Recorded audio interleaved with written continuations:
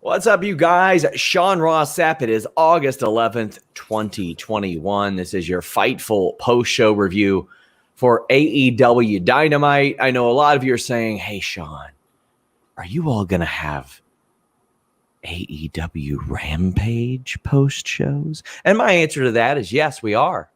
Every week after Rampage, we're going to review Rampage as well as WWE SmackDown. I got Kate Hensler joining me. We're going to have a bit of a revolving door over the next few weeks before we settle in. Lots of traveling going on. But I'll tell you who isn't traveling at all, ever, even if there's a fire. Alex Pawlowski. Alex, how you doing? Nah, man. I am not leaving my house. Like, if there's not I don't know, 17 variants of COVID out there. There's literally a thunderstorm with lightning downing trees 4 out of 5 nights of the past week. So I'm just gonna stay inside in my basement where I'm safe.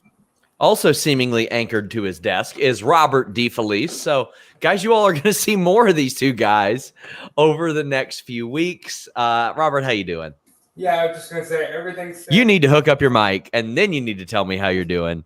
Not here. Nope, can't hear you. So I'm going to mute you until you hook up your mic. But we have AEW Dynamite. A reminder today, we had the list and your boy. Make sure you guys check that out. We were talking a lot of NXT, a lot of Adam Cole, Pete Dunne. Alex, you covered that last night. Had some good viewership for that show. Yeah, I think people are tuning in to see hey, so did anybody quit live on air? Because apparently there's a whole bunch of tension backstage, and I'm like, you think?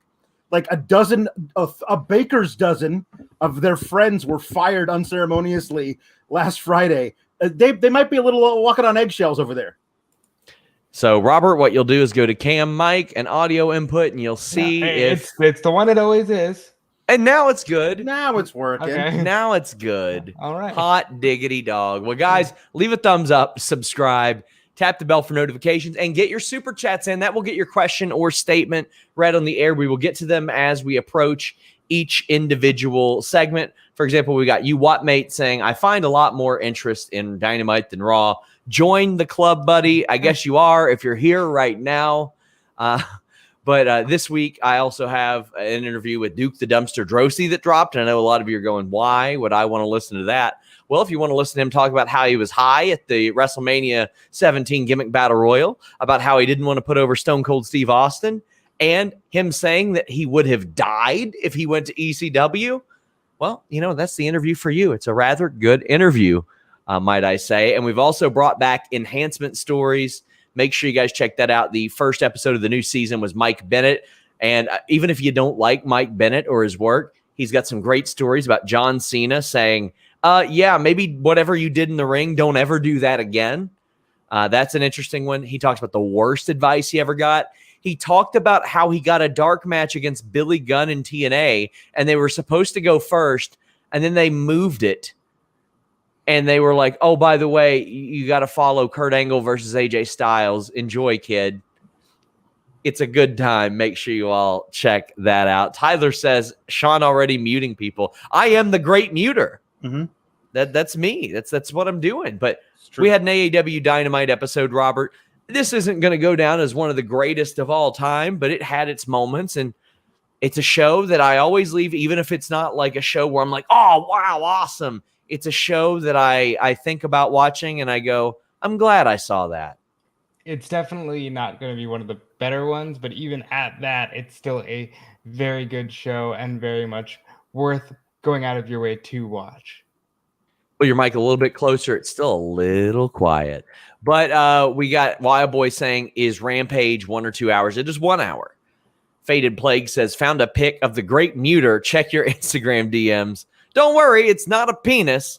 Can't wait for Alex's take on the main event. That will be an interesting one. Yeah. But we started off with a match that more people left talking about the least experienced guy in the match than anything.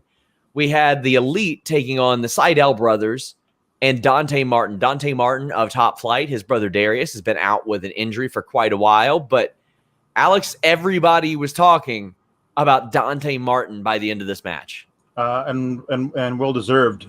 We have been talking, I think, since the beginning of AEW about, man, look at all this young talent they've got. All these people who were so young in their 20s. And I mean, I think Dante has like put himself in that conversation of who's the guy who's going to be the one at the, like, if you have to rank them all by the time they're all like in their early 30s, who's going to be the guy who we're like, that guy.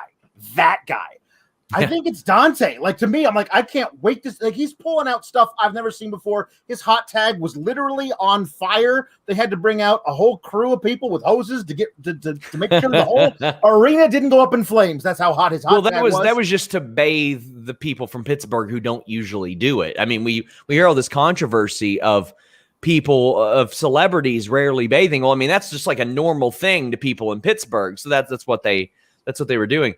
Robert, he had a couple of really good hope spots at the end, too. Kenny Omega, even in beating him, took care of him really well in that, Robert.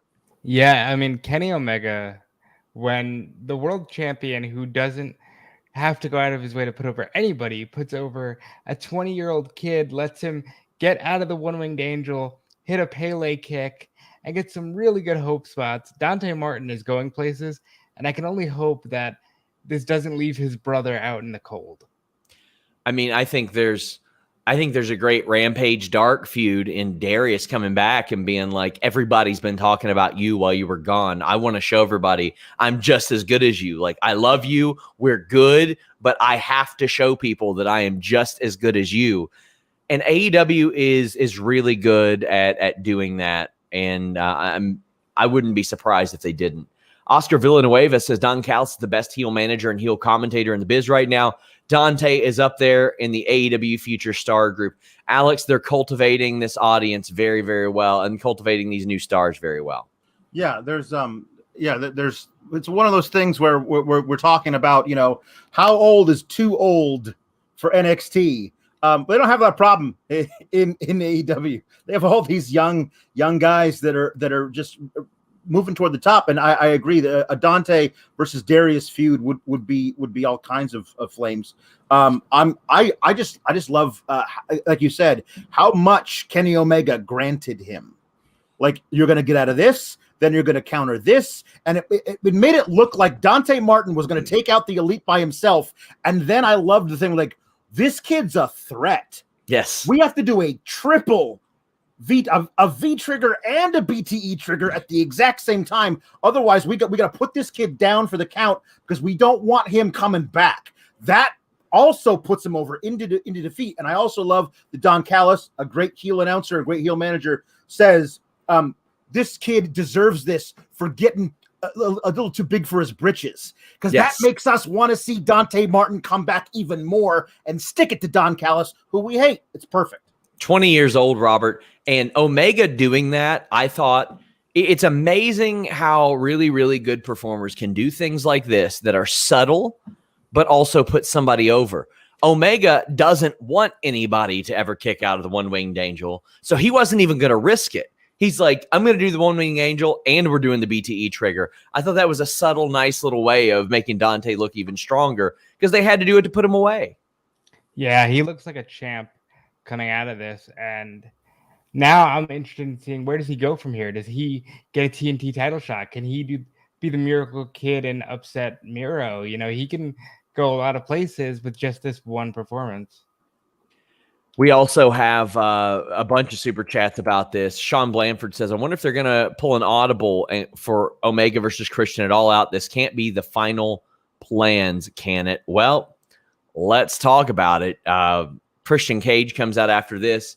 Don Callis says, there's 10 of us and only one of you. There were like 5 of them, which I thought was great. He's joined by the Jurassic Express, Alex, which, you know, I mean, my God, just play the music at least one time during every taping. You got to do it. Got to do it. You bought it. Might as well.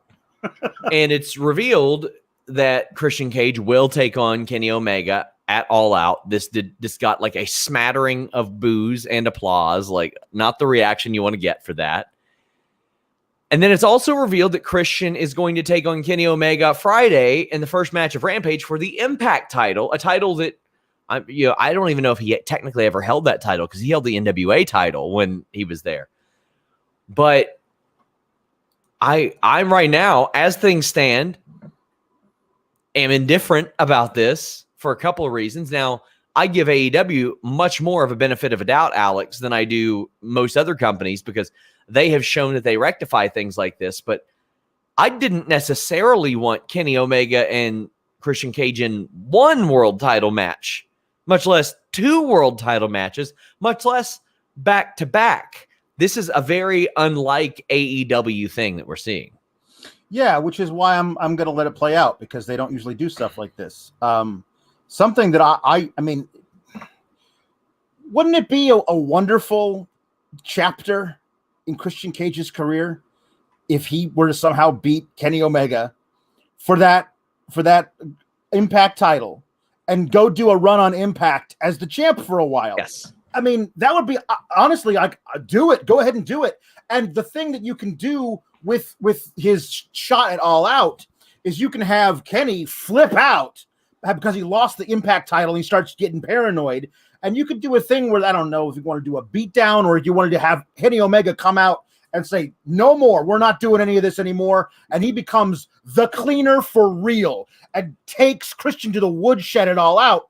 And then you can build your Hangman Adam Page thing from there. I think if you're going to do a major Punk angle and or a Bryan Danielson debut at All Out, you don't want to run the risk of those accidentally overshadowing Adam Page's moment.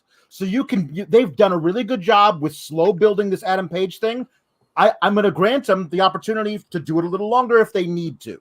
So Ashley Cartwright, Robert, says they named a pay-per-view specifically for Hangman, Full Gear. How do people not know this? People do know it. It's just so often we see that moments in special things like this in wrestling are very fleeting, Robert, and they don't last forever.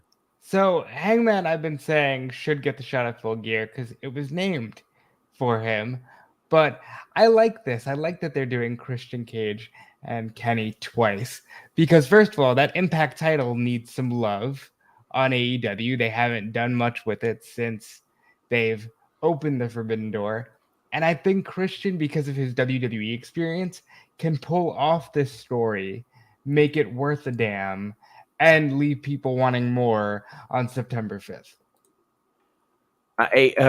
Bryant says that 1 hour of Dynamite or Rampage is going to feel like 20 minutes. And Nikolai says, I think that Jimmy's tweet during Dynamite nailed a lot of people's feelings on how AEW weaves their talent and stories compared to WWE.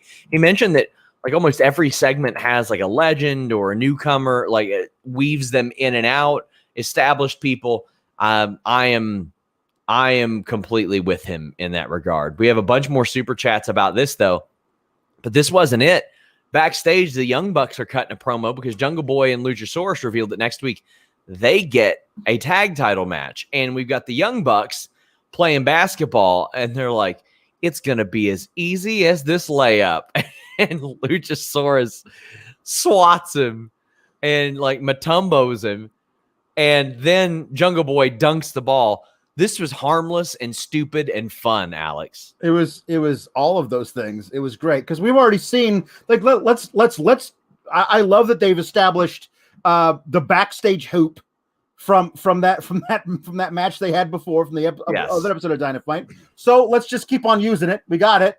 And the Young Bucks going for the layup, gets swatted. Then Luchasaurus sets a huge screen on the other Buck.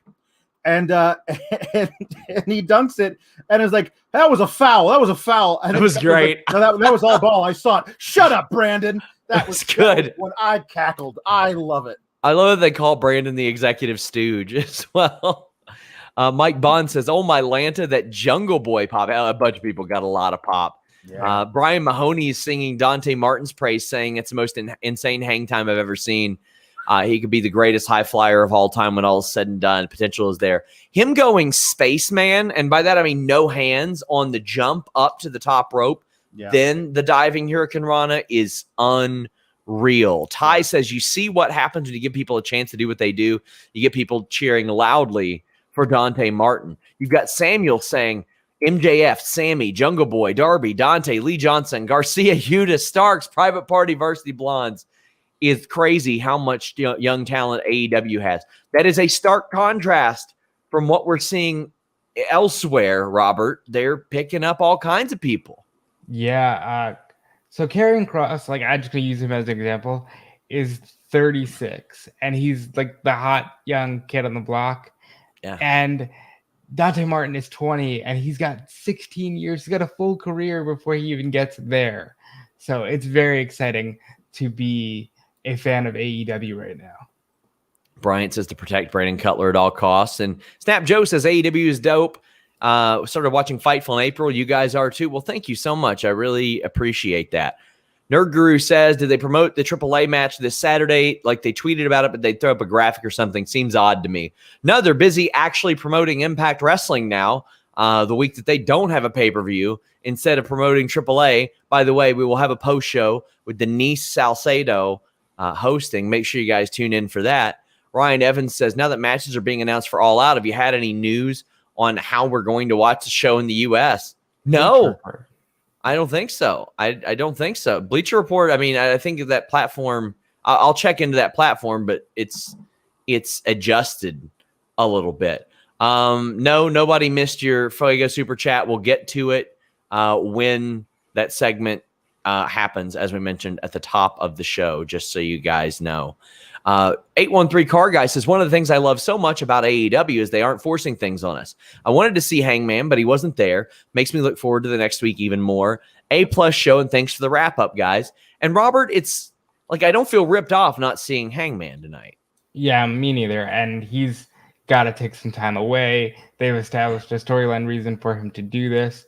But AEW, they almost have a old school Raw or like a Nitro problem where they're announcing all these title matches for TV, which is great. And I still don't feel any worry about, oh, well, I don't want to watch the pay-per-view. Like I still want to watch All Out, and they're giving us all this content on free TV. Yeah, and we'll get more into that in a bit because we're still in the opening segment. People are so in love with a lot of this stuff, except for Cyclops. He says, Cage has been so vanilla since joining AEW to me. Yeah, I think Christian has been very vanilla since joining AEW. They really need to switch that up a little bit. Nikolai says, you go from emergent of talents like Darby, Sammy, MJF, and Jungle Boy, and AEW is already starting the next wave with Dante, Red Death, Daniel Garcia, and Wheeler Yuta. Josh Cardenas says, who has better hops, Dante or Montez Ford? I think Montez's are a little more impressive because he's a bigger fella. And like when you do the greatest frog splash in wrestling history, that very much stands out. Nerd Guru says, I know the Bucks put on bangers, but I wish they'd have one story as opposed to beating people and nothing else. It works for Miro, but not them. I'm liking it with the Young Bucks too. They're sort of supporting players while keeping the tag team division prestigious. But Alex, what do you think of it? Here's the thing that I think that AEW is doing, and I don't know if it's going to work long term. Maybe people will lose interest in it, but I like it. I like them facing whoever's in their way, beating them. That team goes to the back of the line, and they just keep doing that. And then when pay-per-view time rolls around, they'll get a couple of weeks to build a story for that particular match, as opposed to in another company where they announce who the number one contender is a month ahead of time and then do like singles matches, combinations, and non-title matches where the champions get pinned until by the time the actual match rolls around, I don't care to watch these people face each other anymore. Now I'm watching the Young Bucks beat everybody. So now when whoever beats the Young Bucks, that means more to me. And the way that I look at it, Robert, and I want to get your thoughts on this is, okay, for example, on SmackDown, it's very clear they don't have any plans for Toni Storm or Liv Morgan. I'd rather have one of them lose into Bianca Belair on TV if they're going to go away for 3 weeks after that anyway. Give them their chance to shine. They've won a couple matches. It's not like, oh, well, they're never going to win because they lost one title match. How are you feeling about that? Yeah. AEW is still operating like a wrestling promotion. And I think that's the biggest difference. Is WWE, it really believes that they're just existing to pump out meaningless content for their platforms, whereas AEW is still trying to establish that they can be a great wrestling company, and they're succeeding. Well, we're not done with super chats for this opening segment, if you believe it or not. Ken Shiro says, I'm fine with Omega Cage for All Out, but considering Punk is going to overshadow everything, but maybe Bryan, what are they going to do about Friday's match? I mean, what do you mean? They're going to have the match. I hope there's a change. I just hope there's a change. Personally, I am not of the belief that anything would overshadow Hangman Page and Kenny Omega. I think the audience has such a giant appetite for it, it can stand on its own. Ken says, now that I think about it, there are some violent wild cards at Impact who are mad at Kenny and might be mad at Cage for getting this shot. Moose or Sammy. I mean, yeah, but they also lost their opportunities at Kenny Omega. So that's the important thing. Omega beat them. Mike Preventure says the first match in Rampage history will be for the Impact World title. The new normal is so weird. It is, but I like that they're bringing in all these titles. The AAA titles, the Impact titles, the New Japan titles. It's more stuff that matters. They did a top contender match for an NWA title and had Camille talking tonight, which, by the way, best use of Camille, having her talk for about 30 seconds because that's where her strengths are. Not much more to say about that one, but they built it, and I'm cool with that. Highlight all these people. Highlight all these other promotions. It's better to have them as your friends than your enemies. This is literally what WWE is trying to do with the brand split. They have a lot of titles that actually mean something because they represent prestigious promotions, and it spotlights a lot of their talent in a way that maybe 1 2-hour show couldn't. Immortal Vegan says Bleacher Report said in tweet they'll have that app up by the end of the month. I'm still waiting on like official details there, but we'll see how it goes. Sawyer says if anybody had to be in the ring to regain control from CM Punk chants, I'm glad it was Callis and Christian Cage. They made it look easy. There were big Punk chants to Callis. And also I loved that Christian called him a carny piece of shit. That was great. Josh Baker notes, with Omega facing Andrade and Cage for belts before All Out, we got to specify Christian Cage. Is this the end of the belt collector story kicking into high gear? I really think the descent of the belt collector, Alex, should be Hangman Page beating him. Yeah. No, you're telling me that Adam Page should get the first one or the last one? The first one. I think he should get the first one and send him on a downward spiral, and Kenny Omega gets crazier and crazier and does everything he can to hold on to those other titles, but can't. I think the opposite. I think that Page should be the one to take the last one off of Page, off of Kenny. And Kenny, by that time, should be so paranoid and so crazy that he's willing to do anything to win that title. And that makes it even harder for Page to win that match. And he does it anyway. And after that, after Kenny's left with nothing, then you can have him face Danielson or Punk or whatever, and those titles don't mean anything because it's just Omega at the end of his rope needing something. I do fear that if that happens, then it becomes very transparent that Omega is going to lose that last one. I mean, everybody knows that Hangman's going to win. Hangman's going to win that match, so... Yeah. Jeremiah says, I think the thought of TNA legend Christian Cage winning the Impact title that he's never won is a cool thought, as do I. I think that's something worth mentioning. It's something worth touting as well. Cliff Beard says, I feel like the match against Christian for the Impact title will be an angle to take him out from All Out. I'm torn on who I want to replace him, though, a returning Hangman or a number 2 ranked Darby. Well, it looks like from the outside looking in that Darby is maybe slated for something else. Yeah, maybe. But I do hope it is an angle, Robert, to kind of move Christian out of the All Out match. I think this will be the first DQ finish in AEW history where it'll keep the belt on Omega and move the story towards All Out. But I think they'll trust Christian to work with this story because he's done a million DQ finishes in title matches. Reminder, guys, get your super chats in. Please leave a thumbs up on this video. It helps an awful lot. Subscribe to youtube.com/Fightful. Razor asks, off topic, have any idea what AEW may use the King of Hearts trademark for? I don't have a damn clue. I'm hoping maybe video game. I would love it if like they hit up Martha and Martha said, yeah, put him in your video game. Yeah. Put him in your toy line. Yeah. Oh, that'd be cool. Martha might actually do that. Yeah. I think they'll let Owen Hart be in outside video games that are not WWE. I do think it'll be like a documentary based thing based on what the trademark said. They said it was for educational purposes. I'm thinking documentary. Somebody says the King of Hearts is a tournament. That would be cool too. I would love a King of Hearts tournament. That would be very cool. Nerd Guru says, is every Impact title match for both belts? No. Yeah, he means the TNA. The TNA and Impact title. Yes, those are unified unless they specify for some reason, it's only for this belt. Nerd Guru, or actually Brian Mahoney says, Hangman winning Grand Slam is guaranteed the most viewers. Brian faces Omega after Full Gear. I'm fine with him winning at Arthur Ashe as well. Yeah, Alex.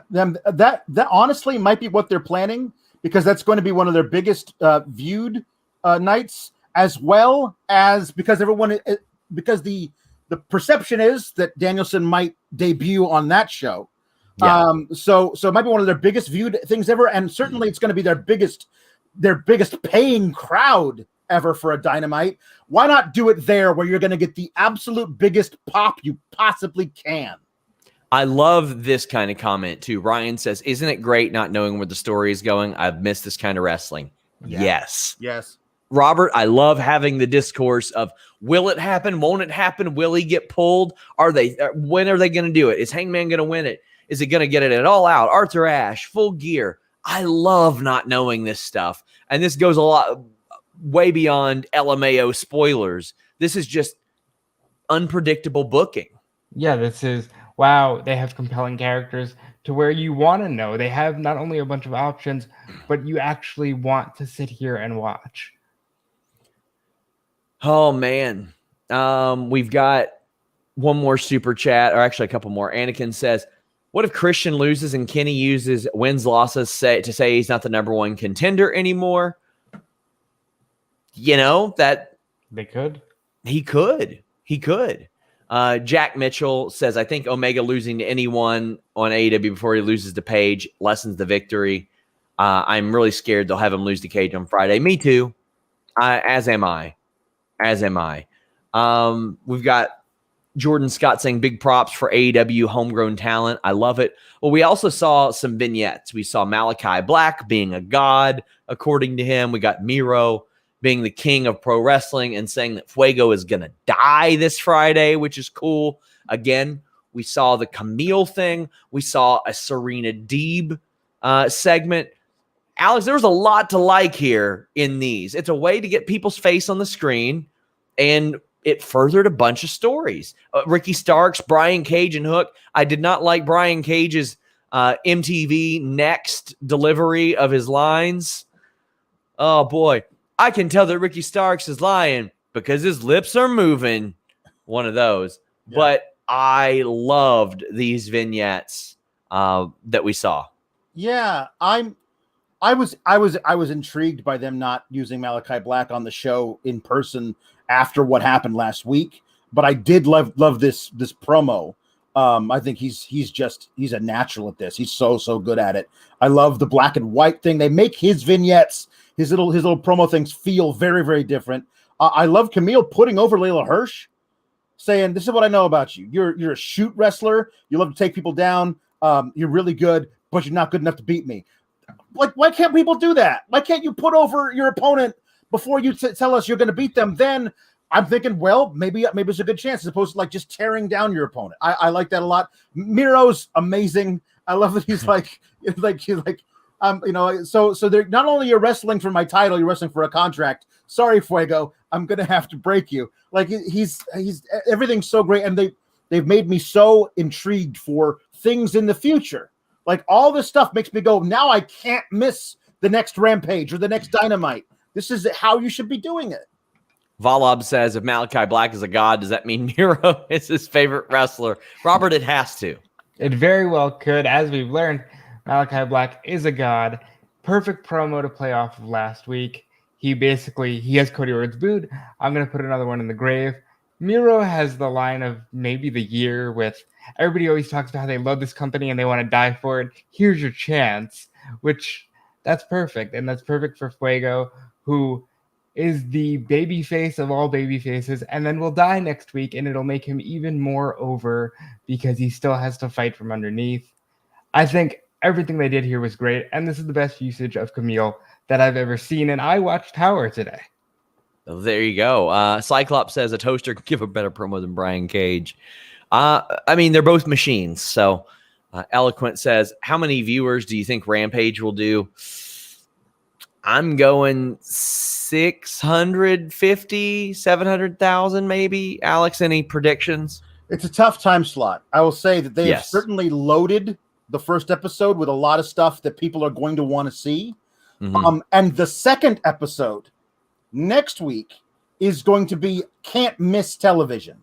So we'll see if they deliver, if people hear secondhand that this one on this Friday is great, and then next week does what we think it's going to do, it might become a thing where people don't miss Rampage because it's that good. I think this does 7. Next week does 1 million if they do it right. Yeah. Next week could do 1 million for sure. Roxa says, isn't Kenny working hurt? They can't wait too long. I'd heard that the stem cell stuff, I guess, helped him, is what Meltzer said. Steven Yeager says, maybe you lose the Impact title Friday, the AAA championship the next night. Andrade at Triple Mania starts his downfall. Okay, so that's something I hadn't even thought about. Impact is doing their tapings this weekend. Kenny Omega ain't going to be there. Yep. He's going to be in Mexico doing the AAA championship. It would make a lot of sense for him to lose Christian Cage to do these tapings. Man, Christian Cage has got to be looking around. And he's like, do you want to find any more ways for me to pop up in TNA? You want to trade Ric Flair or something again? Like what? I can't shake these guys at all. Ken Shiro says Cage Omega could do an easy time limit draw. They could, but I think they do 60s for that. And there's 3 matches set for that. Santos says, since there's no member mentioned the AAA title, do you think Andrade will win it? Yeah, Yes. maybe. And by the way, he's wrestling Pac, as we saw, at All Out. Listen, I'm lucky that I have this much left in my jug because I just want to cover myself. Holy crap, Alex! Oh, it's everything I wanted. I was worried that I was jumping the gun as soon as they started working with the Death Triangle. I was like, is it too much to ask that we might get an Andrade versus Pac match at All Out? And apparently it's not, because they've been speaking directly to my dreams. I can't wait for this. It's the thing is, there's also what I love about it is there's the threat of the angle as well. Like Phoenix and Pentagon could turn on Pac during that match and go and work with Andrade, or Andrade could take out Pac, and then one by one, Penta and Phoenix try to avenge their fallen brother. Like, there's so many things that could come out of this thing. I don't know what they're going to choose, and I'm kind of okay with any of it because it means all these guys wrestling each other. Yeah, this match being a thing is amazing, and just the fact that in this turbulent time for NXT, I got to write a headline that says 2 former NXT champions agree to meet at All Out is amazing, because these are 2 guys who should have been carrying the banner for WWE. Yeah. And now they're in a place where they can go all out, pardon the pun, and it's going to be one of the best matches of that weekend. James Nepper says AEW makes 2 hours feel like 3 that I should have paid for. I feel like I'm ripping them off.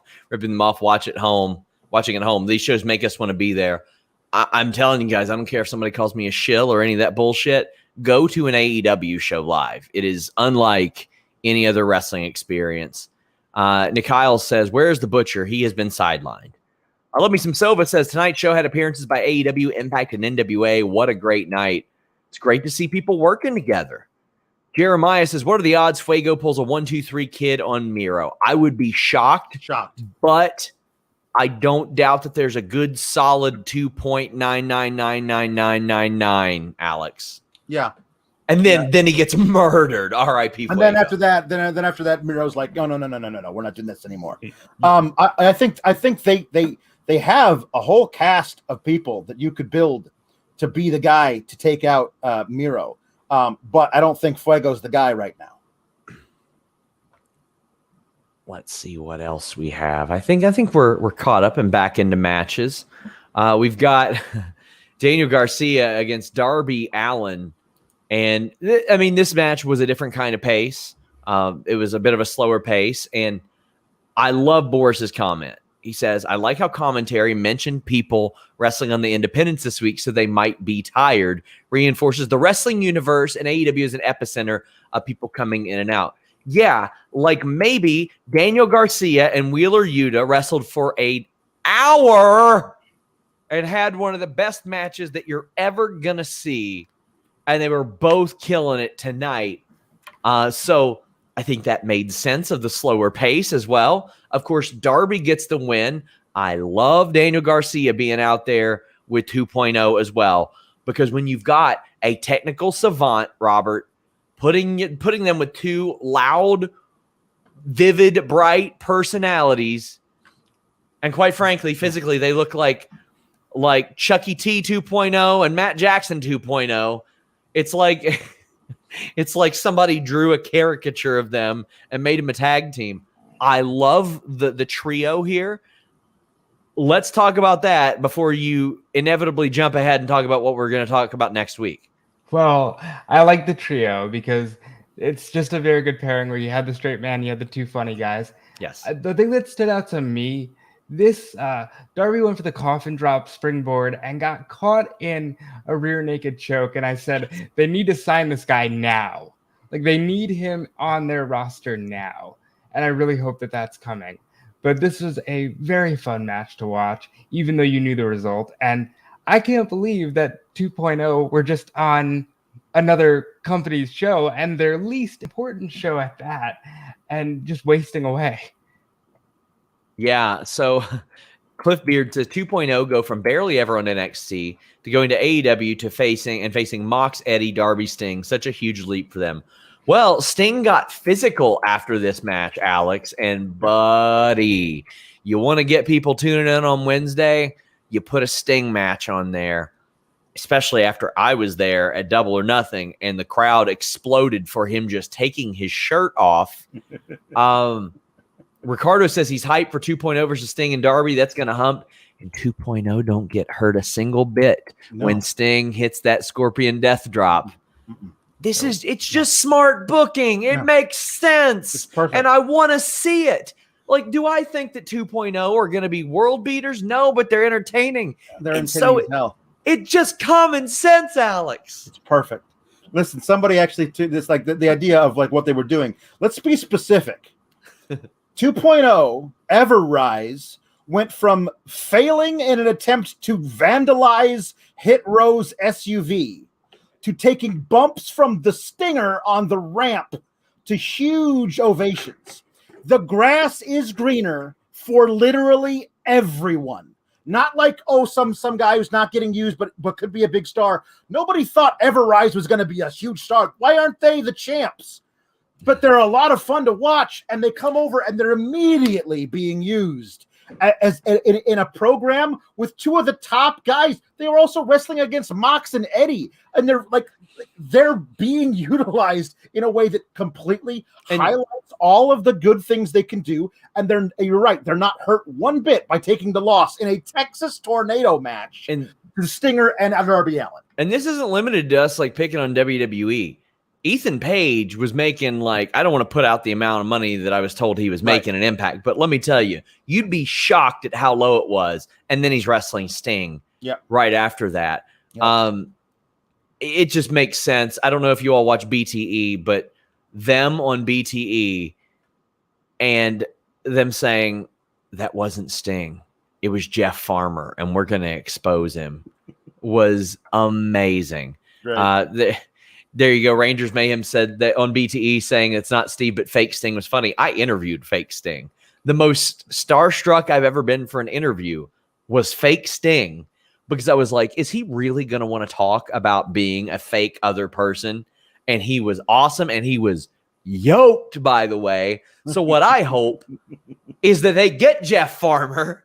Yeah. I would love to see them run away from Sting, and then behind them is fake Sting. That would be fake Sting with the face paint and the thing and the whole thing. But he's just like a gigantic version of Sting. Yeah. Yes. And then I want Sting to beat him up for old time's sake. Yeah, sure. Bobby G says Daniel Garcia becomes Bryan's protege when and if he comes in. American Dragon Dungeon. I love that. Love it. Ian the Weird says, I saw Garcia stomp in the hold, and I thought he could be awesome in Suzuki-gun. Oh, yeah, he should. There are people speculating to me that he would want to go there, to Japan. So, obviously, That would be good if that could happen. Boris wants to see Danielson versus Garcia. Oh, yeah. Jeremiah says 2.0 have Garcia and Edge and Christian, Kurt Angle vibes. Yeah, that's a comparison I brought up last week, and I really, really like that. And Rob, Christian's there. I wouldn't be surprised if he's pitching that to them. Yeah. Rob says, scared the hell of my dog, marking out for Dante Martin. It's, it's great to see him doing that. Jordan says, Garcia and 2.0 are AEW Simba, Timon, and Pumbaa. I cannot see it. There you go. That's a t-shirt. That is a great shout. That is a great shout. And thank you for somebody putting over my interview with Fake Sting. I mean, I interviewed Scott Norton right next to him, and Scott Norton spent the majority of his interview putting over NWO Sting about how great he was. So that was cool. HFO versus Best Friends. This is, I don't want to say one of the lower points of the show, because it wasn't a low point of the show for me. It was still fine. It's just, I don't care about the HFO. And it seems like Matt Hardy himself is like, listen, I'm going to get rid of all these dorks and just start a family band by the looks of it. This guy, I saw somebody reply to Rebby's tweet saying number 5, and they said, you all need a TV in your bedroom. I tweeted out that because he walks out there with Private Party and the H2, the hybrid, and then Allie, the bunny, and the Blade, and I said, it's just a giant group of people, and I said, Matt Hardy has quietly amassed a faction of like 17 people. Yes, and then I retweeted that and said, yes, this is a joke about how many kids he has, because Jesus, I thought this was fine. I mean, I love Wheeler Yuta. I think he's really great, and I think that he's somehow not hurt by these losses he's taking, because I believe in him for the future. How could you not, after watching what he can do in the ring? So I think this is okay. It doesn't really. Most of what it was the Nyla Rose attack on Chris Statlander. I did appreciate the Orange Cassidy and Matt Hardy interaction at the beginning of the match with the hands in the pockets and the delete stuff. This is fine. This is one of those things that, like, if this is the worst thing on your wrestling show, you're doing a pretty good job. So, Robert, I posted a Fightful Select report today. And this is my plug for FightfulSelect.com tonight, guys. This weekend, I had posted a story noting that one of the officials that I spoke to and several of the wrestlers in NXT after the releases pointed to one particular person, and they said, when this person didn't get hired, we knew something was changing. I asked them, I was like, hey, listen, I'd love to know who that person was. They said it was Wheeler Yuta who was in this match. He took the pin. Wheeler Yuta is a good-looking 24-year-old, ripped, 6-foot-tall guy who can already wrestle, Robert. So when you see that, it's like, what more do you want? I don't know what's happening there, but to pass up Wheeler Yuta, times are clearly changing, and it's not going in the direction that the wrestling fans seem to be going in, because that's just not right. Yeah, it's very shocking. As far as HFO, August 3 says, Gang Wars was at its worst with HFO, best friends. HFO needs to break up. There's too many of them. Their feud's stuck. Should have stayed with Hardy and Private Party. I actually don't think Gang Wars was too bad. This was during the match. It wasn't like necessarily that much after. They have severely scaled back Gang Wars, and I couldn't be more happy. They've stopped using it as a crutch, so I'm very happy about that. Cliff Beard says, Hardy trying to catch up to the Von Erichs, trying to have kids be wrestlers. P.S. Have BBB join HOF and join Black in his House of Black fashion. BBB. No, they also need to stop just trading Butcher, Blade, and Bunny to random houses. Like, they're not foster kids. They need to pick a side and just stay there. I agree. Dr. Sixfinger says HFO has 3 teams and it feels aimless. Want to love them, but they badly need Butcher back and a focus.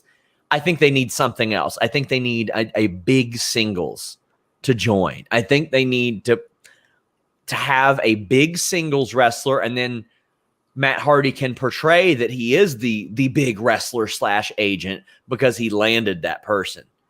Jeremiah says, part of me wants AEW to keep continue adding people to AHFO until it's NWO levels of people dancing to Matt Hardy's theme. I would love to see them all like group dancing to Angelico's theme, personally. Yeah. They all got to dance like that. I love when Private Party comes out with Angelico and they're his backup dancers. That shit is hilarious to me. Give me that. That one true dude says, I'm 35, stopped watching wrestling in 04. AEW brought me back. Crazy after all these years, actually being excited and invested. Boy, do I love to hear this. And you know what? If you tell me that Apollo Crews and Big E brought you back, I'm happy to hear about it. Yeah. I'm just happy you're back, man. I'm just very, very happy that so many people are rediscovering wrestling again. Eloquent asks if Garcia and 2.0 are officially all elite. Not till they get that graphic. They'll let you know because they'll run a graphic because it's a big deal. Jeremy Parente says, bring in Davey Richards to face Daniel Garcia, dumb jock wrestling at its finest. Robert, I could see Davey Richards being those one-off open challenge type of guys that pops up and then goes back to whatever he's doing. I mean, he is very successful outside of pro wrestling, from what I understand, as an EMT, which is something that he legitimately wanted to do. I can see him getting a chance. I can see the Wolves getting a chance at the Young Bucks just for the hell of it. I think they could stand to have him at least once. Here's a good shout from Jordan. Butcher, Blade, Bunny, and Buddy. You know, Buddy Murphy could be the big singles guy that Matt Hardy lands, and Buddy Murphy can be like, listen, I'm done. I'm not doing this losing bullshit. You guys are going to have to fix that.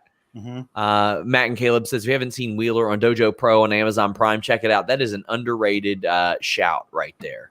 A very, very underrated shout. Let me make sure that we're all caught up. We are. Rangers Mayhem says, you did not listening to Chucky T about kicking out before 3 from BTE. They're reviewing tape of BTE. And Chucky says, see, right there, the 3 count, you should have kicked out before that, and you wouldn't have lost. I love that. That was amazing. Amazing. Chucky T is the funniest person in wrestling. I've told this story on the show before, but we were at, I can't remember what pay-per-view it was, but it was a StarCast, and they just got their blood tests for whatever commission, and they had a Band-Aid on, and I was like, oh, you got a Band-Aid on. What's it for? And he's like, oh, I do heroin. And I thought that was the funniest shit ever. Ian the Weird says, I watched Chucky T in this match and was very impressed by him. Wondering the odds of him ever using the invisible grenade. Wouldn't count on it in AEW. But we got Chris Statlander, Nyla Rose.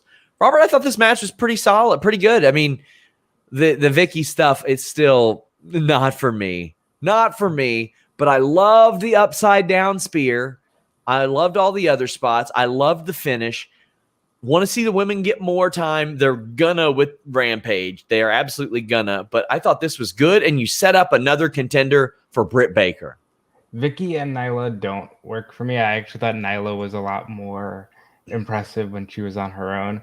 But this was harmless. The right woman won. She's been undefeated since coming back, and now she can slot herself into an all-out title match, presumably. I like it. We've got August 3 saying, love the focus on the women tonight, but Vicky's got to go. Her outdated gimmick should have stayed in WWE. She adds nothing to Nyla. I really didn't feel like it added anything. But the match, I enjoyed an awful lot, Alex. Yeah, the thing that it added was me in the other room hearing a horrible screeching sound and wondering if like a stray cat had gotten into the house somehow. I didn't know what that was. But yeah, that's what it added. I love Chris Statlander. I think she's great. I'm going to talk about this a little bit later. But Nyla Rose losing now her second match in a row after losing to Britt Baker. I'm wondering where we're going with her. It was a weird thing to me that she got the title shot when she did. Her first one for Britt, it seemed an odd placement. But we'll talk definitely more about the women's championship picture in a little bit. Love them building up Chris Statlander. Now you got a few. Serena Deeb when she comes back, Thunder Rosa, Chris Statlander. This is what you do. Taynara whenever she's available. Yeah. I mean, this is what you want. What you don't want is to have underwhelming follow-ups. Like, for example, When Roderick Strong beats Kushida for that cruiserweight title, betcha he's facing Kushida again right after that. You don't want that. You don't want to run the same thing over and over again. WizKids49 to the super chat and says, went through a hard time this past month, but today got a piece of amazing news. 180 is my situation. Thanks, Fightful, for keeping me sane. Well, hey, thank you for keeping us sane. We appreciate you guys being here. Our numbers have exploded. Like, we were doing 300-400 viewers a show a few months ago, and now it is almost always over 2,000 live viewers, and it's unreal. Unreal, guys. Makes me very happy. Thank you all so much. Cyclops says, Vicky with Dolph was great. This current stuff is yikes. Yeah, this was not for me whatsoever. I'll tell you what was for me. This goddamn Britt Baker segment. Yeah. Let's talk about the contrast, and I don't really care who whines about it. There is a categorical difference in bringing in Mustafa Ali to his hometown of Chicago. You hear this giant pop, then he loses and gets his ass whipped. Quite frankly, the people in Miami or Orlando the next week don't give a shit. But what they would care about, perhaps, is hearing that reaction and going, maybe he's worth getting behind. They did not have Britt Baker heal this crowd. They had her come out, and as much as I hate Pittsburgh, the beautiful thing is all their major sports teams have the same colors. So Britt's in the black and the gold jacket. She looks great. She gets a great reaction. They chant. They say DMD. She says, Red Velvet, you don't have a chance in Pittsburgh. Not in my city. She didn't say, hey, and that's why I moved to Orlando. Or any of that, Alex. They made her look like as big of a star as she is. It ruled. Yeah, it really did. It was pretty amazing to see her get that reaction, and for them to play it up and like this is her in her hometown. That's why she's getting this reaction. And yet she didn't change anything about herself. She didn't change her cadence or her style of speaking or anything. She's just Britt Baker, but they love her because that's where she's from. My thing is, I'm wondering, like, maybe because she's gonna get cheered in Pittsburgh no matter what. You had an opportunity to put her against a heel in this match on Rampage. This might be where you should do a Nyla Rose thing, because it felt weird to have it, because Britt Baker wasn't fully over with everybody as a baby face. Yeah. We're cheering for her because we like Britt Baker, but this is a perfect opportunity to have somebody come in, take a cheap shot at Britt on tonight's show and build that heat for the match that's going to happen on Rampage, where Britt takes out the heel, and you save Red Velvet, who I love, and I actually really loved her video tonight. You saved her for an opportunity where she can go and get cheered as this up-and-coming babyface, because she's going to get horrible boos on Friday. I think that it's kind of a weird dichotomy. I'll wait and see how it goes, but I think that Red Velvet is a really natural babyface, and to have her be the one who gets sacrificed to Britt Baker in Britt Baker's hometown is a choice. Britt Baker has already proven to make history as the first woman to headline both Dynamite and Rampage. Pittsburgh's going to boo Red Velvet. They already did. But Jesus could ascend from the heavens and he's going to get booed. Yeah. Britt Baker in Pittsburgh. And I love that they played with that. They didn't have Red Velvet interrupt her. They didn't do anything. They let Britt Baker get cheered in front of her hometown with Tony Schiavone right there, and they just let it play. And I love the Pittsburgh, I give you hope. Like, that was a great line. And this whole segment is how you should book somebody in their hometown. And I just can't believe we don't see more of it elsewhere. Well, Red Velvet came out. They got into a brawl. It's setting up a big match Friday. Jeremy Lambert of Fightful will be there live. So make sure you all join us after that show. Matt Snyder says, any possibility Tessa will be all elite? Nope. Jack Murphy says, what's up, Sean? Just got home from the show. Britt's pop was insane. She's a star. I enjoyed Dynamite. Can't wait for the stuff to come. And I mean, the terrible towels that are out there, like, such a good touch. They need to make, I don't know if they make Britt Baker ones. They need to make Britt Baker ones. They need to make those and sell them. We've got Josh Baker saying whoever came up with those terrible towels deserves a raise, the biggest baby face in the Berg. Ricardo says her pop was amazing. Chris says the DMD chant was thunderous. I mean, we've got people that proving her drawing ability. Cyclops saying, I bought 2 wrestling shirts in 10 years. Both of them are Britt Baker. Dr. Six Fingers Esquire says it was smart to flip the tunnels tonight.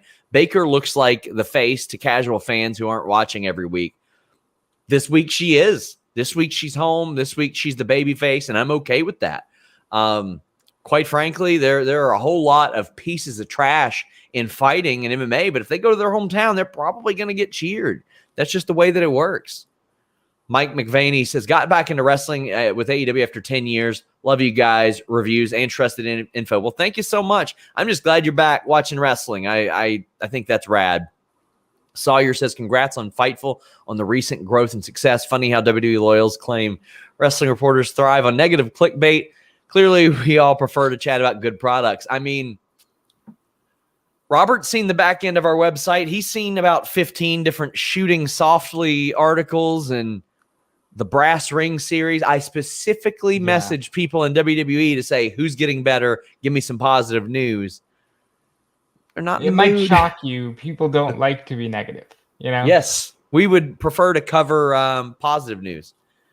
Matt Black says they were definitely yellow DMD towels tonight. Yeah, I was trying to avoid singeing my eyeballs with the terrible-looking, terrible towels. Screw the city of Pittsburgh. All hail Cincinnati. Allin says, hey, guys, love the show. Wonder if anybody has seen the new trailer for the show Heels on Showtime yet. Yeah, it aired during the show, but I've got screeners for the show that I'm hoping I can watch this weekend. Hoping. Mike Provencher, too, says, I love how they let heel Britt get cheered in her hometown by doing a promo that would have been booed if she said the same thing elsewhere. Oh, yes, it would have. Go a couple hours west to Cleveland. Boy, she's getting booed there. Do it in Cincinnati on September 5th, and I'm sure she will. My God, I don't even want to know what she's going to say about Joe Burrow's knee in Cincinnati, but she's going to say something. Ian Hunter says, is Sky injured? Haven't seen him in a couple weeks and thought we'd see something from him and Paige versus the Blondes with the Acclaim taking a back seat for now. I don't know. He hasn't wrestled in a few weeks. He did I want to say an indie spot in like late July. I could have swore he did a benefit show a couple weeks ago, and I haven't seen much from him since.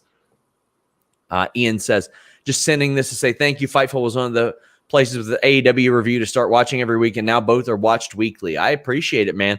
I mean, I'm not necessarily over the moon about doing another combo show every week because those are wild, but you know what?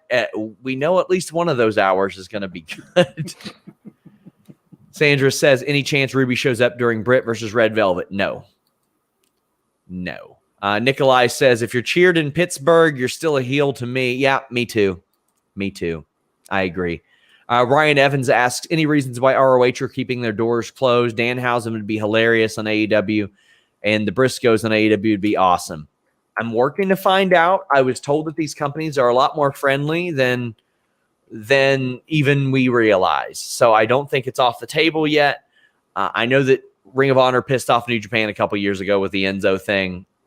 That seemed to get patched up, but now New Japan's doing business with somebody else. Jake says, was great seeing Britt here in the Berg.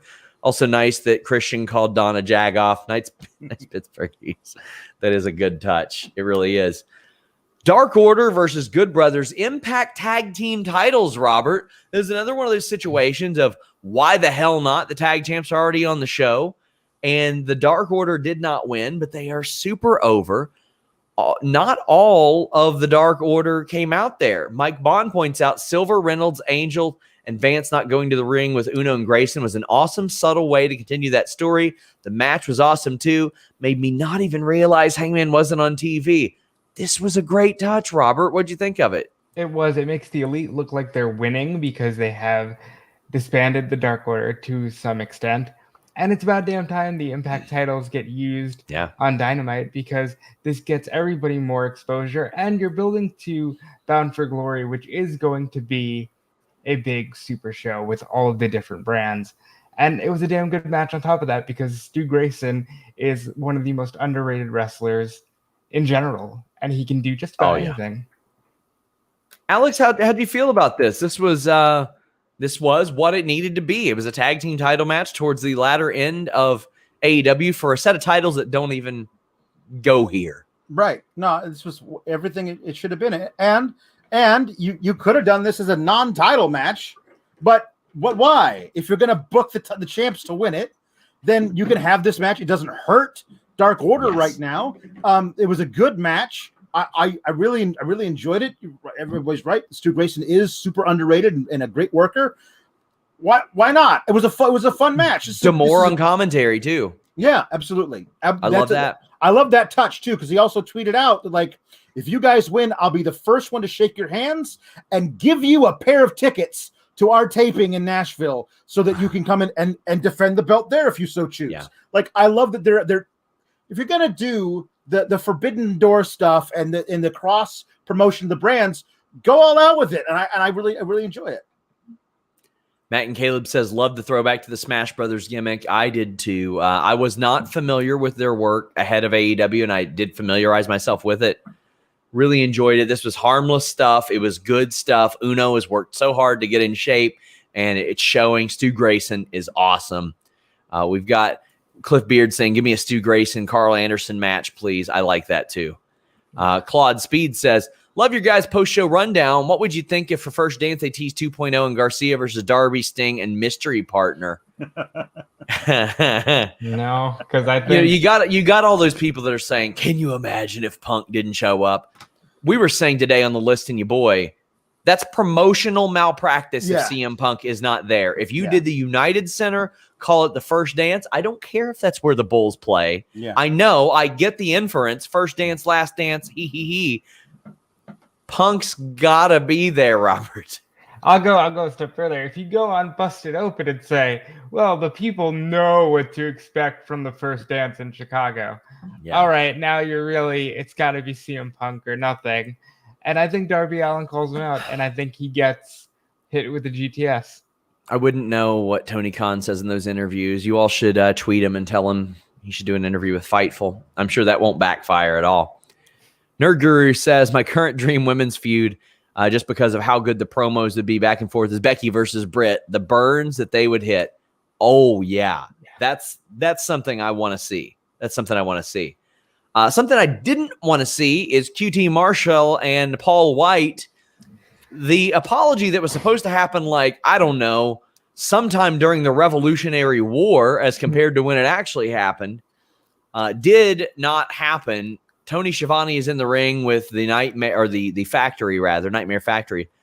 And they bring in his son, who apparently is going to be a wrestler, and they beat him up, although you really couldn't tell it because he didn't sell anything. And then Tall Paul comes out. And you know what? If we get a Tall Paul chant, that'll be worth it. Please do this chant. But he choke slams Aaron Solo. Looks a little more wobbly on the feet than we've seen him in the past, Alex. And we have covered some late Paul White matches, including one after a WWE title match last year. What are you thinking about this? I will say this. If you're gonna have Paul White, the former Big Show, come back and do his first match in AEW, then choke slamming QT Marshall is the way to go. Yeah. Like don't put him over anybody who needs the rub or whatever. Just have him squash a dastardly heel who we all hate. Whenever he comes out, we boo QT Marshall. Get off our screens. Oh, thank God, Paul White is here to choke slam QT Marshall. If they want to make him modern day 911, do it. Yeah, do it. I'm cool with that. He can be the APA. I'm fine with that.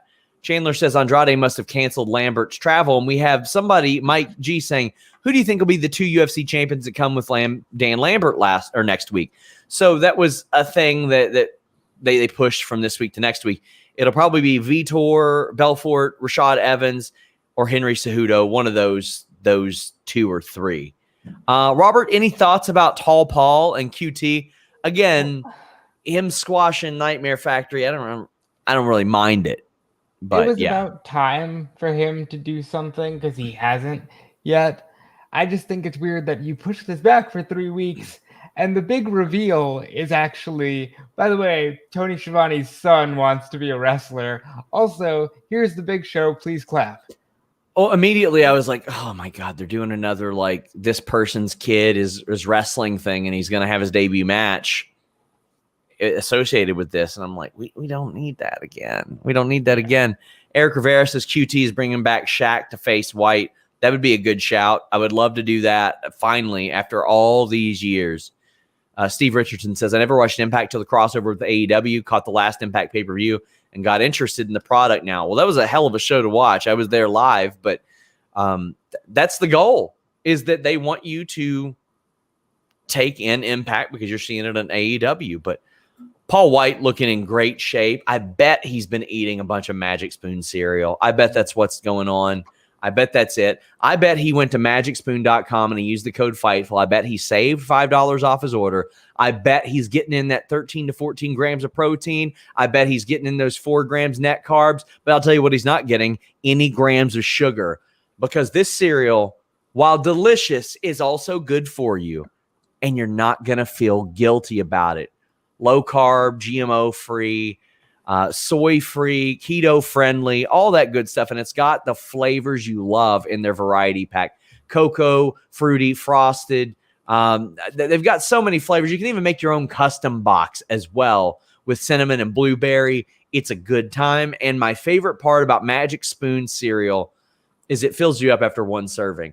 Because let's be real, when you eat those other cereals, those regular cereals that aren't so good for you, it spikes your sugar, spikes your hunger, and then I go right back to the cupboard.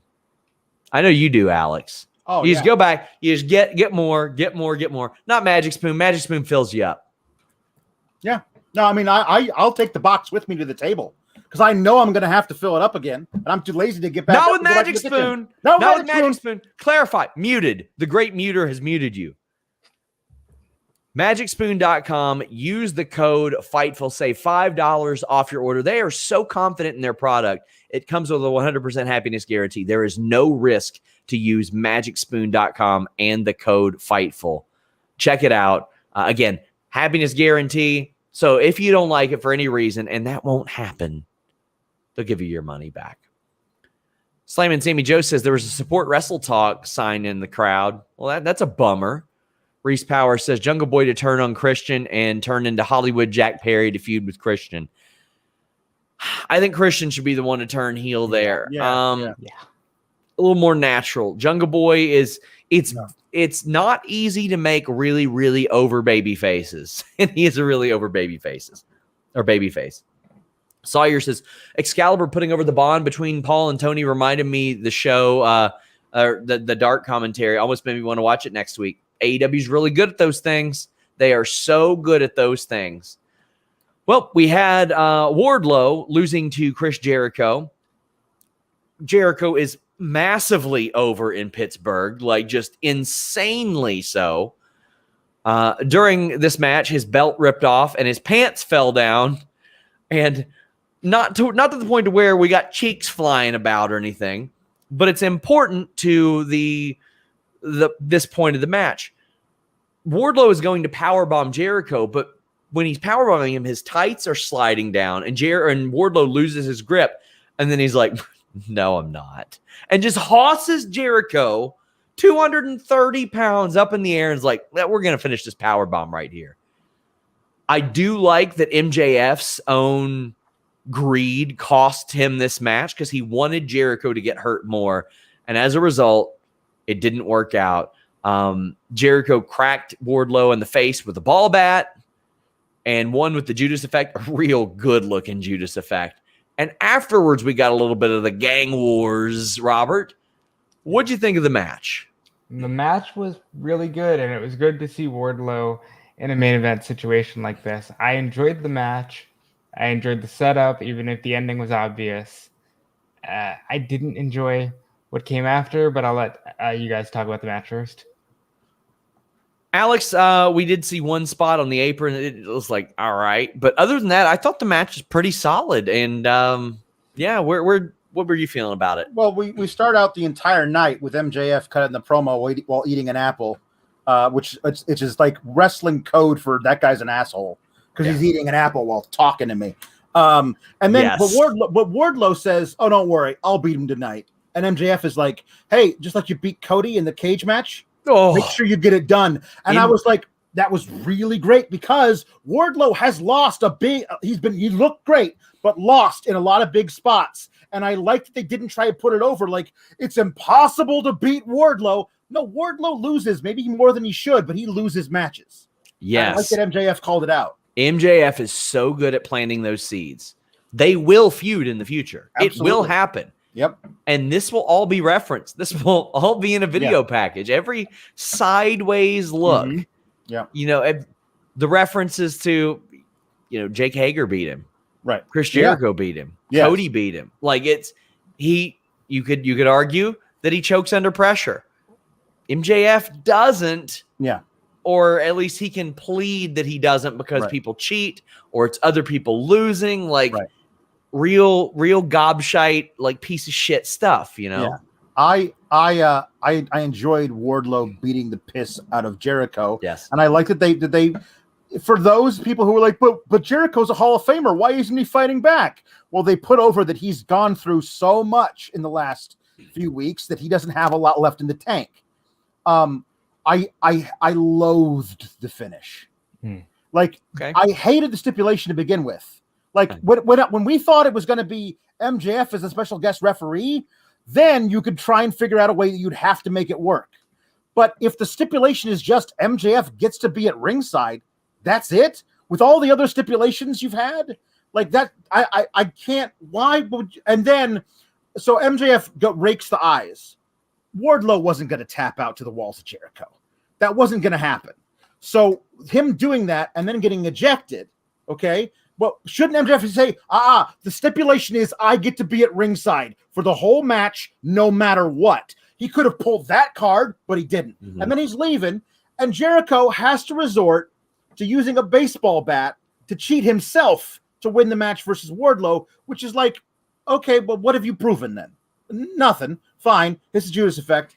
And then they're after the match, MJF says next week is the 5th labor, which I thought they were going to push this thing out to all out. To me, they're definitely doing a match at all out, which means next week's going to come to some kind of weird finish. Ricardo asks who slipped Floyd to Jericho. Did anybody see? Did we see who did that? I didn't see who did it. Interesting. Very interesting. Joseph Curran says, hey guys, do you think if since we're getting MJF Jericho next week, could we see Jericho Punk at All Out? The funniness to me, if Punk were to agree to do that, like, oh yeah, I'll come back in Chicago and wrestle Jericho. I haven't done that yet. That seems like a fun one to do. I think you could get MJF Bryan, maybe. Yeah. If they really don't want to do Jericho at All Out. I hated everything that happened after this match. Because mostly, to Alex's point, it makes MJF look stupid. You are in control of this whole thing. You can say whatever you want, pitch whatever you want, and you go, I know, you won't have your theme music. Like, okay. And you can't do the Judas effect. As if for the last 30 years that he's been wrestling, he hasn't used several other finishers in 28 of those years. And the worst part of this was Jim Ross going, oh boy, how could you stack the deck even higher? It's like many ways, because all he did was say, you get no entrance music for this final labor. This makes him look really dumb. But he can't use the Judas effect either. He can't use Judas effect finisher. But yes. I did love that they were like that. They're obviously going for a thing of Jericho getting serenaded a cappella to the ring by his fans. And I think they're in a rude awakening, because if you watch those fans, they don't know any of the lyrics besides the chorus. They're going to be like, you are beautiful. Like they're trying to figure out what the hell it is because they don't know what it is. But they know the chorus. Well, let's try and get all those fans to sing together at the same time. Ain't going to work. I think it'll happen. I do. Jordan says the Gage Hoovy labors made me forget Spears was first. So the Wardlow match makes more sense now. It's still a little bit of a downer. Yeah, I think it could have gone a little bit better. Yeah. We've got Bam saying, going to my first AEW show next week, hoping to see my favorites wrestle, Kenny Omega and Ethan Page. Wonder if something big is happening to Jericho.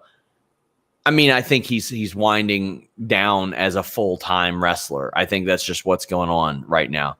Guys, get your super chats in. We are finishing up right now. Bam says, OnlyFans, Sean? Great work, everyone. OnlyFans did tweet me and say, why not now? No. But I do thank you guys for making Fightful Select the most subscribed wrestling product on the Patreon platform of all time. Alex does 2 shows at least a week over there. And we got Nerd Guru saying, can we get comments from Robert and Alex on how Denise buried them on Monday? The IWC is still shooked from that pipe bomb. Well, I woke up to a tweet from Anakin that basically said she doesn't know who you are. And at first I'm like, wait, that's not accurate. I know that she's very aware of who I am. And then I saw the promo and I popped, and Denise is great. So more power to her. No, Denise is a piece of shit. She's got a big ass head and she takes huge dumps all the time. Alex, how'd you feel? I turned it off. Frankly, it was just too much. I was watching it. I was like, well, listen, I'll like this. She's got a real thin skin. And if there's one thing I don't respect, it's a thin skin. So yeah, because I get lots of abuse, Sean. You do. When I tweet out a thing that I don't like about something, perhaps there's a lot of members of the IWC who like to come at me with really personal things. Yes. So I just go muting this conversation and move on with my life. Yes, and if there's anything that anybody that follows me on Twitter knows, it's that I never address the haters. I will never. Have never addressed a hater on Twitter, and I will not address Denise Salcedo for just being a hater. I don't dunk on people. I don't snipe back at people. I don't do that. I am just the great muter. I am KG Muter. That's who I am, wearing the face paint, spitting the green mist, all that good stuff. Alex, tell the people what you got going on.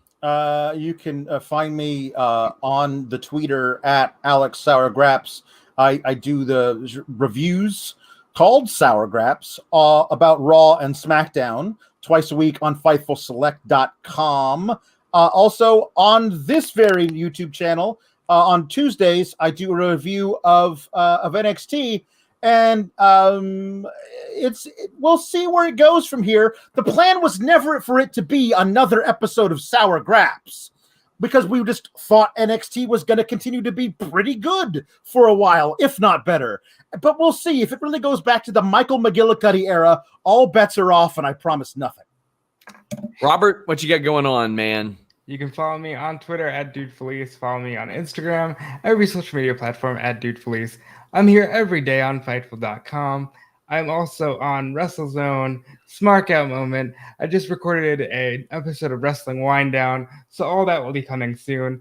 And I can't wait for next week, because I'm pretty sure you guys all feel it too. That kind of feels like WrestleMania week, and yes. I'm very excited. Yes, there's a lot of fun stuff. I will be at SummerSlam week. I'll be at All Out week. I still don't know if I'm going to get approved for credentials. I hope I do. That'd be awful neat. Hope I didn't piss anybody off. But we do have AEW Bleacher Report news.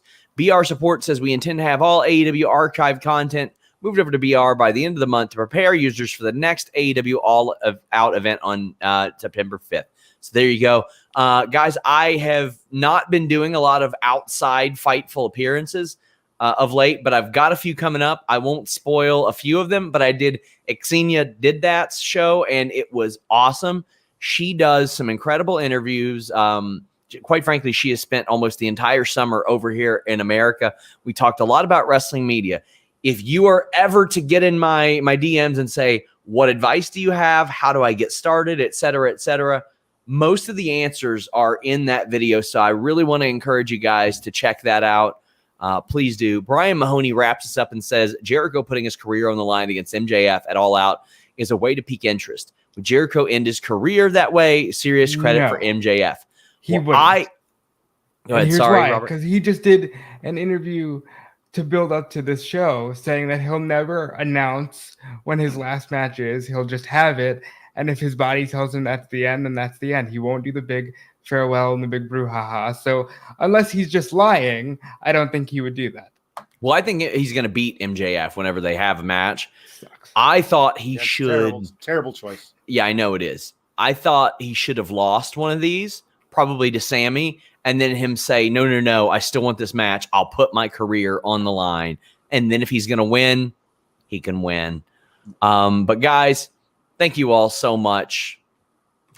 Until next time, we're out.